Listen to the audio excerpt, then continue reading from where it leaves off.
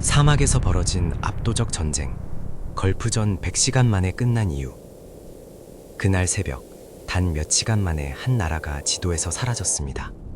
믿기 어려운 이야기처럼 들리지만 이것은 실제로 벌어진 현실이었습니다. 1990년 8월 2일, 아직 해가 완전히 뜨기도 전에 어둠 속에서 중동의 작은 부국이었던 쿠웨이트는 아무런 준비도 하지 못한 채 거대한 군사력 앞에 무너져 내렸습니다.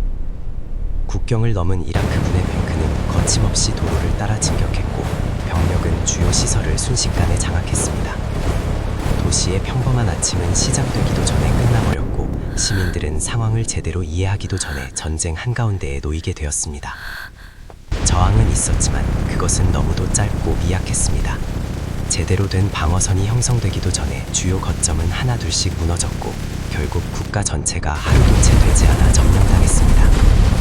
왕실은 급히 해외로 탈출했고 쿠웨이트라는 나라는 사실상 지도에서 사라진 것처럼 보였습니다. 이 모든 상황은 너무 빠르게 진행되었기 때문에 세계는 처음에 이것이 실제 상황인지조차 믿기 어려워했습니다.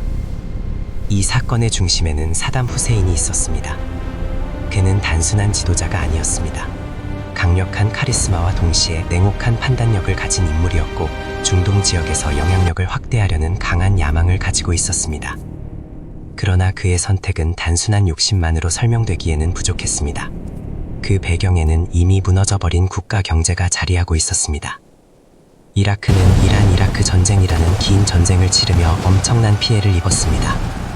8년 동안 이어진 전쟁은 수많은 생명을 앗아갔을 뿐만 아니라 국가의 재정까지 완전히 고갈시켰습니다.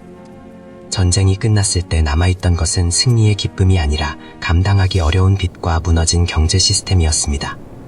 특히 쿠웨이트를 포함한 주변 국가들로부터 빌린 돈은 이라크를 계속해서 압박하고 있었습니다. 이 상황에서 사담 후세인은 점점 더 극단적인 생각에 빠지게 됩니다. 그는 쿠웨이트가 석유를 과잉 생산해 국제 유가를 낮추고 있으며 이것이 이라크 경제를 더욱 어렵게 만든다고 주장했습니다. 단순한 경제 문제가 점점 정치적 갈등으로 번졌고 결국 그는 스스로에게 전쟁의 명분을 만들어내기 시작했습니다. 쿠웨이트는 원래 이라크의 일부였다는 주장, 그리고 경제적 피해에 대한 보상을 받아야 한다는 논리였습니다. 이 모든 것은 전쟁을 정당화하기 위한 이야기였고 결국 그는 행동으로 옮기게 됩니다. 하지만 이 선택에는 치명적인 오판이 숨어 있었습니다. 그는 이 전쟁이 단순히 두 나라 사이의 문제로 끝날 것이라고 생각했습니다. 그러나 쿠웨이트의 점령 소식이 전해지자 세계는 즉막 반응하기 시작했습니다. 특히 미국은 이 상황을 매우 심각하게 받아들였습니다. 당시 대통령이었던 조지 H.W. 부시는 이것을 단순한 지역 분쟁이 아니라 국제 질서 자체에 대한 도전으로 판단했습니다. 한 나라가 무력으로 다른 나라를 완전히 집어삼키는 일이 허용된다면 그 다음은 어디든 같은 일이 반복될 수 있었기 때문입니다. 그는 빠르게 움직였습니다. 유엔과 협력하여 이라크에 대한 강력한 경제 제재를 가했고 동시에 군사작전을 준비하기 시작했습니다. 사우디아라비아에는 대규모 병력이 집결했고 영국, 프랑스 등 여러 나라가 연합군에 참여했습니다. 이 작전은 사막의 방패 작전이라는 이름으로 불리며 전면전을 위한 준비 단계로 진행되었습니다. 이 시점에서 이미 분위기는 완전히 바뀌어 있었습니다. 처음에는 단순한 침공처럼 보였던 사건이 이제는 세계적인 군사 충돌로 확대되고 있었습니다. 그리고 몇 달간의 긴장 끝에 1991년 1월 드디어 전쟁이 시작됩니다. 작전명은 사막의 폭풍 작전이었습니다. 이 전쟁은 이전까지의 전쟁과는 전혀 다른 모습을 보여주었습니다.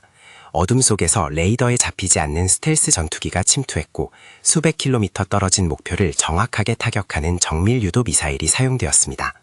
전쟁은 더 이상 병력의 숫자만으로 결정되지 않았습니다. 기술과 정보, 그리고 정확성이 전장의 판도를 완전히 바꾸고 있었습니다. 이라크군은 결코 약하지 않았습니다. 중동에서 손꼽히는 군사력을 갖추고 있었고 병력 규모 역시 상당했습니다. 하지만 연합군의 공격은 그들이 예상했던 방식이 아니었습니다.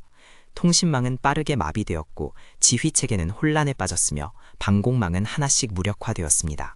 하늘은 완전히 연합군의 것이 되었고 이라크군은 보이지 않는 적에게 일방적으로 공격을 받는 상황에 놓였습니다.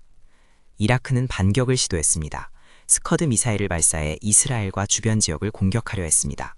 이는 단순한 군사 공격이 아니라 전쟁을 중동 전체로 확산시키려는 의도도 포함되어 있었습니다. 하지만 이 시도 역시 완벽하게 성공하지는 못했습니다. 미국이 배치한 패트리어트 미사일이 공중에서 이를 요격했기 때문입니다. 이 장면은 전 세계에 실시간으로 방송되었고 사람들은 TV를 통해 전쟁을 직접 목격하게 되었습니다.